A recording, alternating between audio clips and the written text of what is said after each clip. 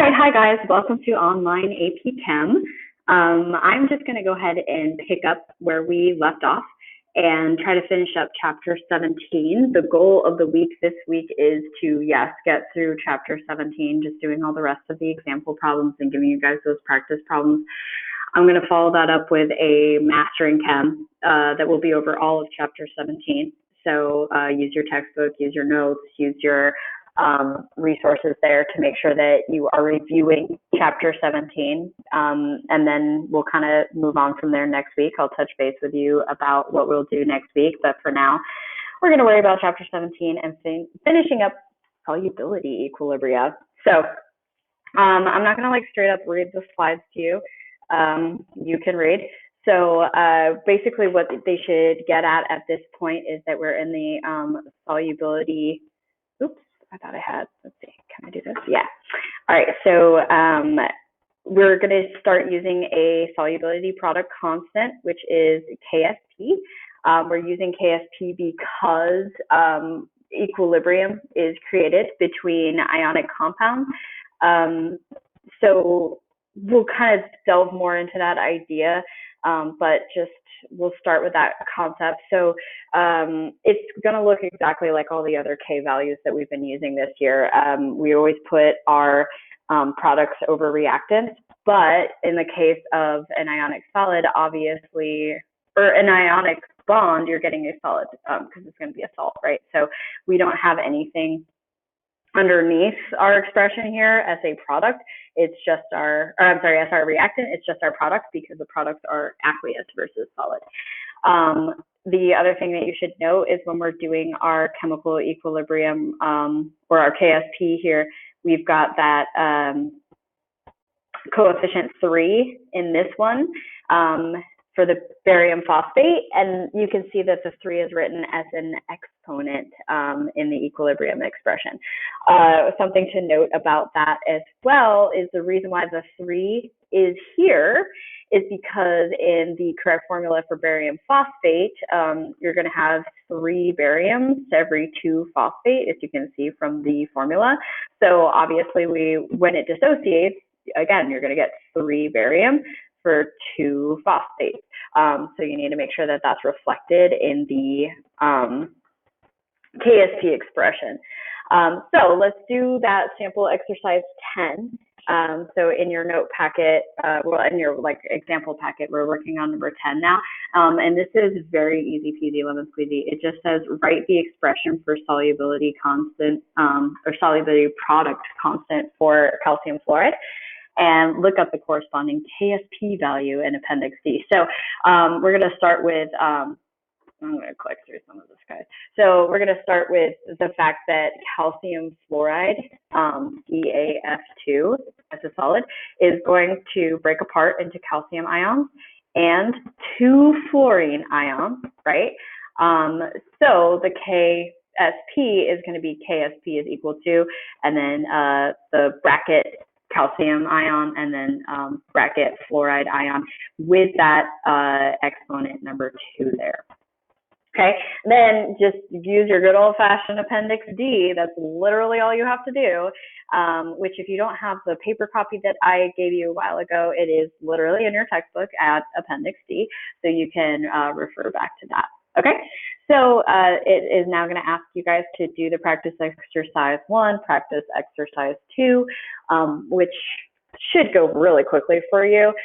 What I would like for you guys to do at this point is pause the video, do it at your own pace, and then hit play again. And the next slide gives you the answers. So please do try it on your own, and then you can check your answers when you're done. Okay, so here are the answers. First one should be C, and the A for the second one is 5.0 times 10 to the negative 9. B is 1.5 times 10 to the negative 5th, and that should be easy. You're just looking at Appendix D.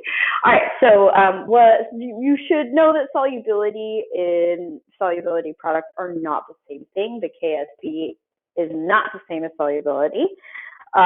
So we're going to kind of refer back to this graphic that they have here to relate all these ideas together. It's kind of like a mole roadmap that will help you do conversions from one to the other. What we're going to do is we're going to use that same idea. And right now we're calculating solubility from KSP. So it says the KSP for calcium fluoride, which we already have worked with, is 3.9 times 10 to the negative 11th at 25 degrees Celsius. We remember that that's just there because we're standardizing our K values, right?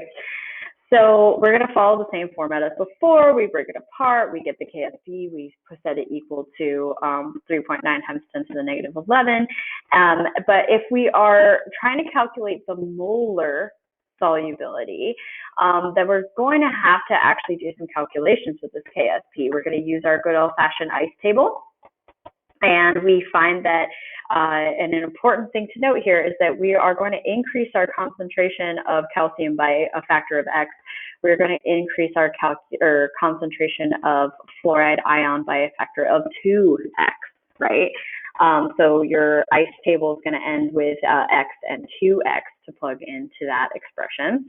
So if you're going to solve it, you're going to, right here, you're going to be putting your KSP value, and then you're going to say times X, and then 2x squared equals 4 times x cubed.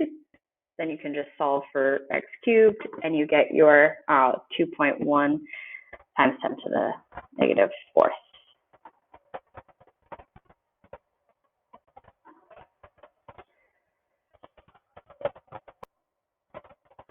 Okay, so let's go to our practice 11. We're going to be calculating some KSP from solubility. Solid silver chromate is added to pure water at 25 degrees Celsius, and some of the solid remains undissolved. The mixture is stirred for several days to ensure that equilibrium is achieved between the undissolved silver chromate and the solution. Analysis of the equilibrated solution shows that its silver ion concentration is 1.3 times 10 to the negative 4th. Assuming that the silver chromate solution is saturated and that there are no other important equilibria involving silver or chromate ions in the solution, calculate KSP for this compound. All right, so in this question, they give you the equilibrium concentration of silver, which is good information. And you're asked to determine KSP of this particular compound, okay? So the equilibrium equation and expression for KSP are, so I would always start off with that equilibrium expression, and there's supposed to be that like left-right harpoon right here, but I don't know, it just doesn't translate over to Google Slides really well, I think. So anyhow, so you start off with your like chemical expression. Remember here there is a 2 because of the 2 in the formula, but then chromate is just 1, okay? So you're gonna have a KSP that looks like this when you write out your expression. And so like the interesting piece of information is that we know the concentration of silver, we don't know chromate, right? So to calculate KSP, we need the equilibrium concentrations of silver and chromate. And we know, like I just said, that the equilibrium of silver is 1.3 times 10 to the negative 4th. All the silver and chromate ions in the solution are just coming from the silver chromate. So we're going to end up figuring out the concentration of chromate by using the concentration of silver. And then what you need in order to be able to do that is that there's going to be 2 silver ions for every 1 chromate ion. So you are, you know, if you're good at math, you can already kind of figure this out in your head. Well, if this is double of this, then you just have to divide it in half, right? So we're going to say that the chromate solution is equal to this molarity, which was given to us, moles per liter molarity. And then for every 2 moles of silver, we have 1 mole of chromate. So that's why we're just dividing this in half. And this is the concentration of the chromate that I get. So now I can just plug that into my expression. I'm just going to say the concentration of silver times the concentration of chromium, and I get 1.1 times 10 to the negative 12. Okay, we are going to do 12 as well So go ahead and continue on to 12 before you do those practices. This one says the KSP for calcium fluoride is 3.9 times 10 to the negative 11th at 25 degrees Celsius, assuming equilibrium is established between solid and dissolving calcium fluoride, and that there are no other important equilibria affecting its solubility. Calculate the solubility of calcium fluoride in grams per liter. So something I might highlight is make sure that you have the correct units at the very end. They don't want molarity. They want grams per liter, okay? So this is where that chart is going to come back in that was showed to you in a couple slides ago. So the first thing we're going to do is we're going to think, okay, we're given the KSP for calcium fluoride. We need to determine the solubility, right? Recall that the solubility of a substance is the quantity that can dissolve in solvent, whereas solubility product constant is just an equilibrium constant, okay? So we're gonna go from KSP to solubility, all right? We're gonna follow the steps that are, so this is molar solubility, this is mass solubility, right? And this one ultimately wants you to be in grams per liter. So we're probably gonna end up going all the way around. So we know KSP, we solve for the concentration of ions in the solution. Once we know these concentrations, we can use the formula weight to determine the solubility in grams per liters, okay? So here's how we're going to solve it. They show it to you all at once. Basically what they want you to do is we're going to use, again, an ICE table. We know that we are increasing calcium by a factor of X and fluorine by a factor of 2X. So our equilibrium concentrations are going to be X and 2X. So when we plug that in, just like we have actually already done, is we know that that's going to ultimately equal 4X cubed. And we can set it equal to that same solubility constant. And then to solve for X, we're going to divide by 4. We're going to take the cube root, and we're going to get 2.1 times 10 to the negative 4th. Okay? So if we know that this is our molar solubility, ultimately we want to know this in grams per liter, right? So we're going to take our molar solubility, which is mole per liter, right? And then we would say, well, in 1 mole of calcium fluoride, there's 78.1 grams calcium fluoride, right? So it's just simple multiplication at that point, and you get your answer. So they always say, just kind of check to make sure that logically that makes sense. And remember that you should expect a small number for the solubility of a slightly soluble salt, right? If you reverse the calculation, we should be able to recalculate the solubility product, right? And that makes sense, close to the values that's given to you. Okay, so at this point, finish 11 and 12.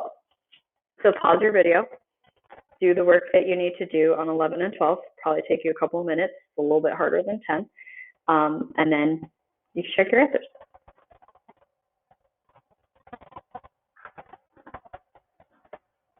All right, here are all those answers. So this shouldn't have been too crazy. It is new. I get that it's new, but it's not anything beyond the scope of what we have been doing with equilibrium. So hopefully it's making sense to you. And if it's not, go ahead and give me, shoot me an email or however you want to get in contact with me so that I can help you with it. Okay? Okay, thanks guys. See you tomorrow.